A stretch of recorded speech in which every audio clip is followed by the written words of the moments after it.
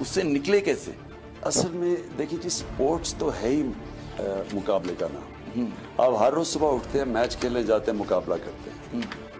और मेरा ये था कि जितना बड़ा मुकाबला होता था उतना मैं एंजॉय करता था। ये बाकी खिलाड़ियों से नहीं था। कई ऐसे खिलाड़ी होते थे, जब बड़ा मैच आता था तो वो इतने बड़े खिलाड़ी नहीं रहते थे, वो थोड़ा नीचे आ जाते थे। मुझे मजा, मैं बल्कि 2 दफा पाकिस्तान में, एक दफा तो मेरे ख्याल में न्यूजीलैंड ने टीम भेजी तो उन्होंने 3-4 उनके टॉप क्रिकेटर्स नहीं थे, तो मैंने कहा मैं नहीं खेलता इनके खिलाफ, किसी और को खिलाओ, यंग प्लेयर्स को चांस दो। क्योंकि अगर जब मुझे चैलेंज लेना होता था तो मैं फिर मेरी मोटिवेशन चली जाती थी। ये बड़ा इंपॉर्टेंट चीज़ है समझने की आमिर, लोगों के अंदर ये जो एबिलिटी होती है ना कि आप मुसलसल अपने आप को एनालाइज करें और ऊपर लेके जाएं और फिर अपने आप को गोल नए सेट करते जाएं।